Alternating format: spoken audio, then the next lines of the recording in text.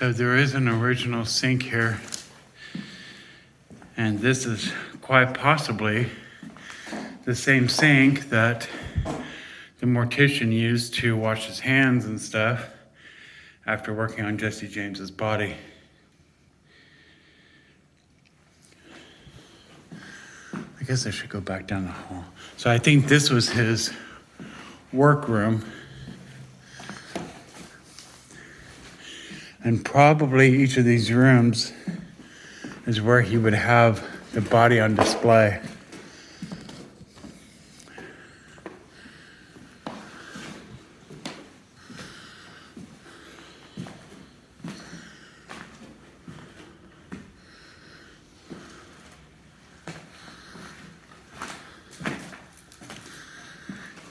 Originally, the documents had this building from 1917, but I knew that wasn't right because there's piping for gas lighting and just the style of all this. I knew that wasn't right. It's out here. And then that room goes into what I call the mortician's room. So there's more gas lighting here in the hall. There's no outlets. It's the original lighting. Knobs and tubes. And I think the power has been disconnected because the city's wanting me to upgrade the panel, which I completely agree with them. But I think the previous owners, they had the power on. I just noticed, I think they still had the power connected to the original power out here. See, there's gas lines for gas lighting everywhere. Because it looks like, see the block, there's like 3 hanging lights out here. And this one is obviously zapped where there was an electrical fire. So that it's a good thing that the power didn't get turned on. So the city was absolutely right. And I think this one has a small window. I think this was his office. It's right outside the entrance door. It doesn't connect with any other room.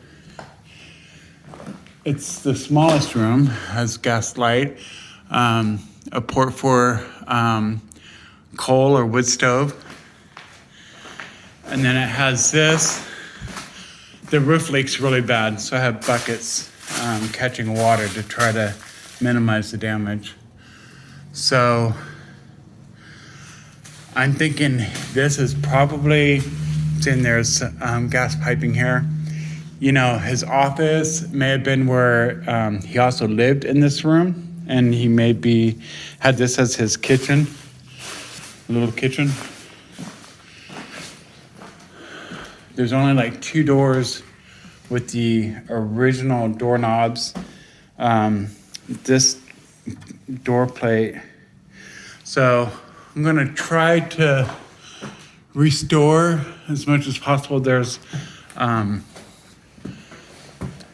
I discovered that there's a pocket door here. Somebody's taken the original hardware, but the track goes all the way over, which doesn't make sense. And plus, back then, the pocket doors usually met. So I'm thinking that there might actually be another pocket door inside this wall. Because there would actually be enough space. Because if you take half of this, that's what, maybe 36 inches, 32, 28. So 32, maybe 28 to 32 inches, halfway. There's more than enough room in this wall to have my finger for reference.